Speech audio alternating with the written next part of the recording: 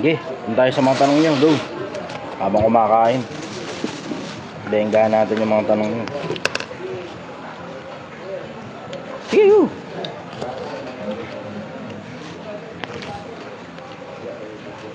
Ako na magtanong yung amis na amis. Yung manghang-mangha. Yung manghang-mangha sa mga bagay-bagay. Ang dali. Ako na ka. Simulan mo na yung kamanghaan mo. Pag madali lang ako nasasagot.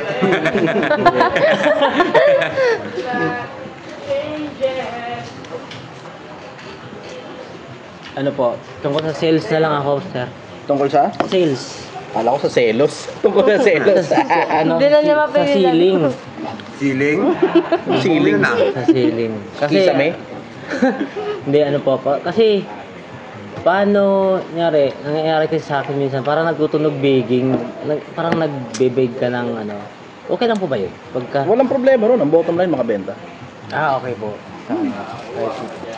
Parang hindi siya... Supposed to be, ang dating mo, high profile, na privilege sa kanila na bumili sila ng produkto mo.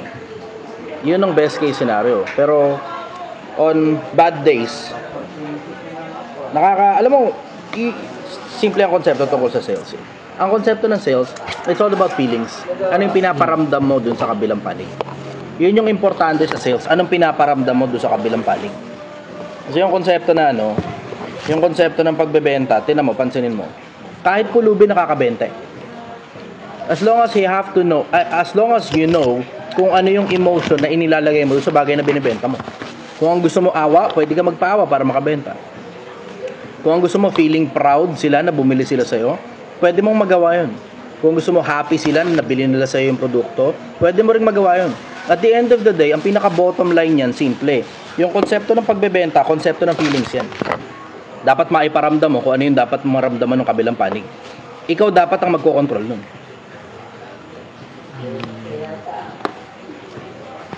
And that also works for your own business. Yung sarili kong negosyo, di ba? Kung ano yung gusto mong iparamdam, you have to tailor fit your presentation in accordance to whatever feelings that you want the other person to feel. Ganun sa sales. Kung awa ang gusto mo iparamdam, minsan gumagana yan. Kung ang gusto mong maramdaman nila, feeling proud sila, gumagana rin yan. Kung ang gusto mong maramdaman, happy sila, family, ang gusto mong maramdaman, parang produkto ng Coca-Cola, pag binibili mo, pakaramdam mo, buo yung pamilya, pwede mo rin iparamdam yun. Nakadepende na lang kung paano mo iti-tailor fit yung words mo in accordance kung ano man yung feelings na gusto mong maramdaman ng kabila.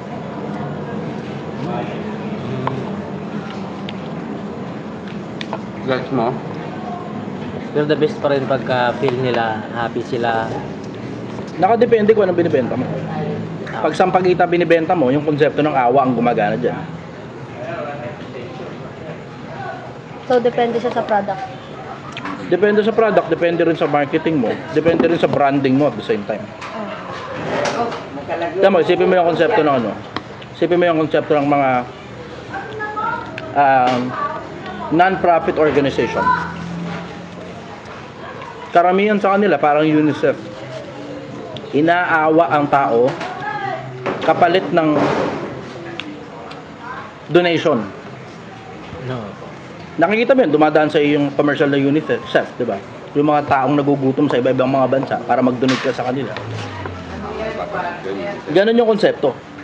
Depende kung anong feelings yung gusto mong ilagay.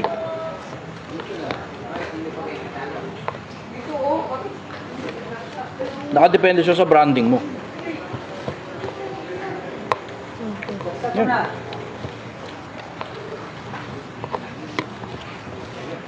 Yan. Go. Mga bagit talaga to. Mga Hindi mo parang mababanggit ng tama. Kaya ang perfect eh. Malalim ba Masaya. yan, boss? Malalim ba yan? Paano magtanong si Masaya? Ganito lang. Boss, gaano katagal ang paghanap ng growth? Dapat bang iwan yung mga mahal mo sa buhay? Yes or no lang. No? Hindi mo madadaan sa yes or no. Mahabang ba? Mahabang ano? Dapat bang iwan yung mga mahal mo sa buhay? Depende kung nakaka-istorbo sila. Tapos ano bang connection sa'yo nitong mga mahal mo sa buhay? Kasi kung parang tita-titahin mo lang yan, tapos wala ka naman masyadong alam mo yun, wala masyadong maraming pinagsamahan. No, meron ka emotional connection dahil kapatid ng nanay mo yan, pero nakatira sa malayong lugar yan. tapos wala namang nagawa yan para sa'yo, nagkikita lang kayo niyan once every blue moon, tapos nung nabalitaan ka na nagtatrabaho ka sa kung saan mang maayos, pinipilit kang hatakin pababa, yung mga ganyan, nilalaglag yan. Tapat na lang, no? Nilalaglag yan. Paghahanap ng growth habang buhay. If you're not growing, you're dying, brother. Maganda na mamatay na may growth. Kasi hindi mo nahanap, namatay ka lang, buwan, no? Hindi ko get yung tanong mo. Ang mahirap mo mamatay ng ano, hindi mo hinahanap yung growth mo, no? Mamatay lang wala lang ginagawa.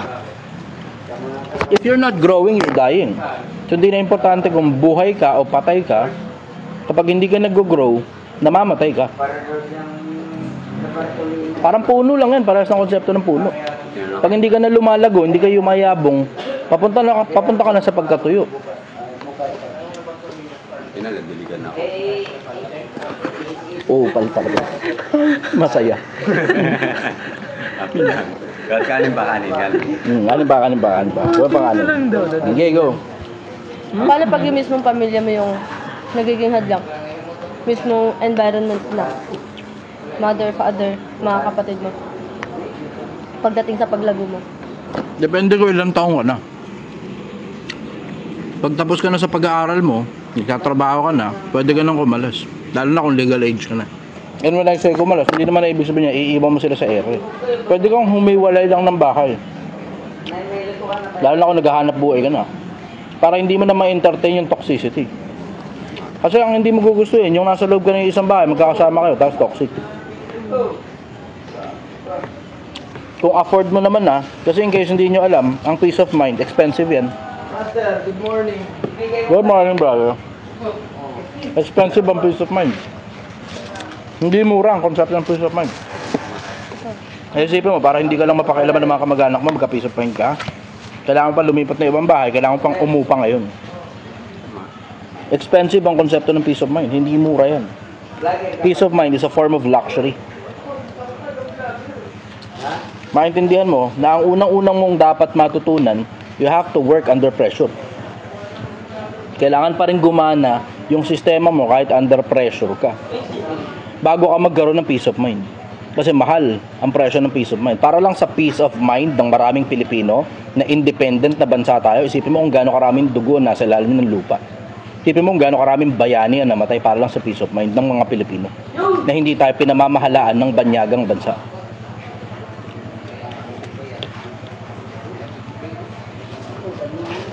Ngayon, kung nasa tamang edad ka na, matuto ka ng konsepto ng independency. Problema ka lang naman dyan kapag dependent ka pa rin sa magulang mo, ang tanda mo na eh.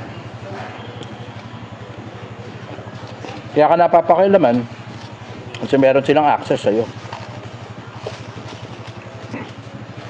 Ito na ngayon papasok yung theory of space. Na hindi dapat lahat ng tao may access sa'yo. Lalo na mga toxic na tao, alisin mo access niyan sa'yo.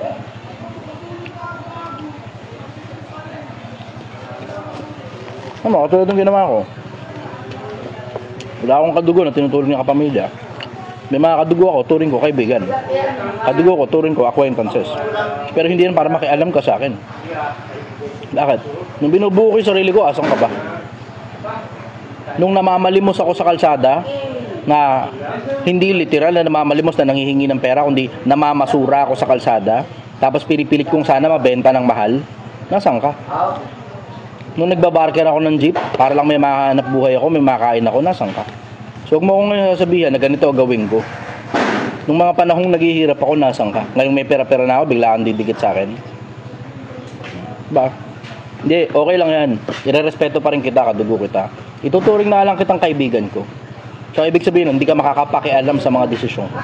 Hindi kita bibigyan ng poder para makialam sa mga desisyon ko. Pero tungkol sa mga magulang na naging maayos naman ng mga magulang, magpaalam ka naman ng maayos sa kanila. Kasi maayos naman sila, ito.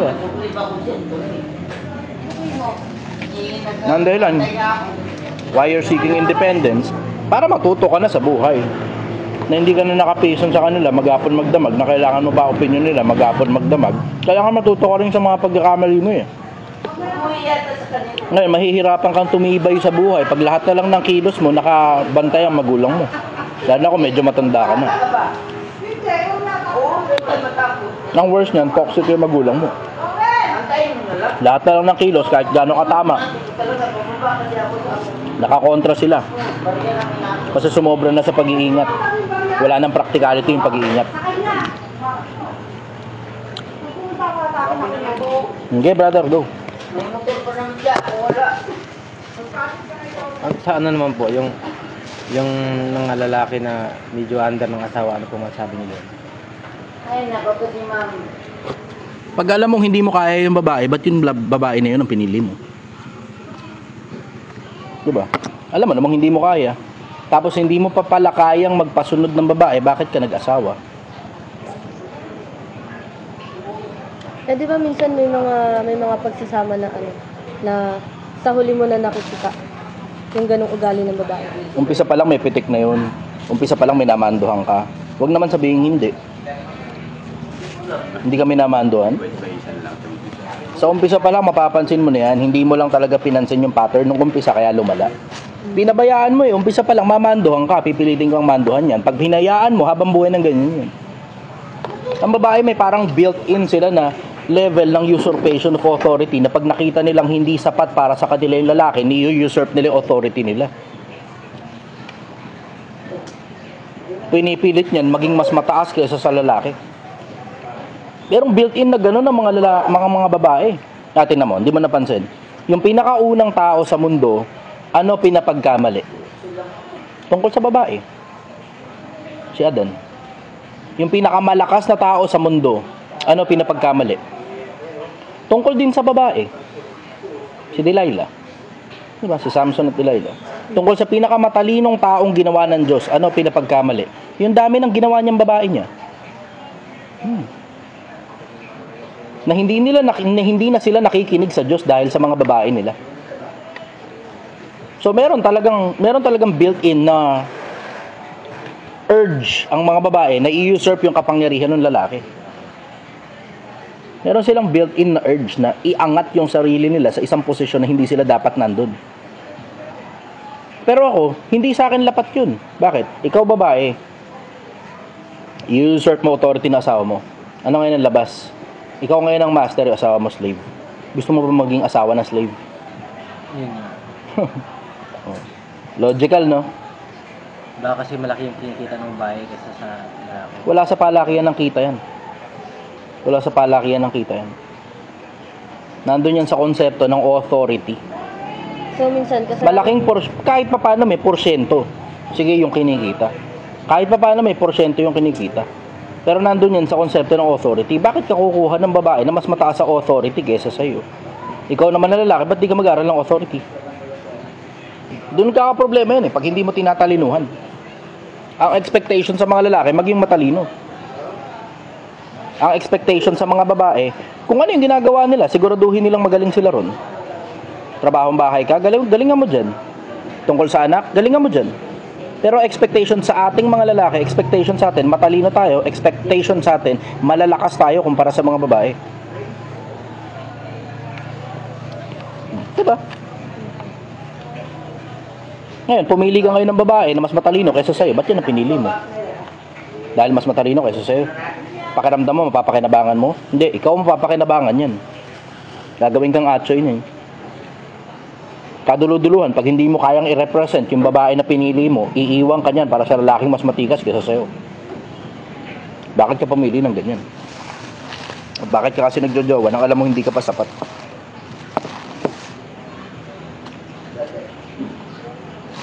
Lalaki yun, no? Food coma. Wala eh, hindi ka maintindihan. Kaya kasi yung tanong niya eh, ang babae kasi. hindi siya Out kasi ako sa babae, Gar. takot tayo dyan, kamo. May trauma ako sa babae. Kayo. Ay, tanong ko, nalbot ako eh.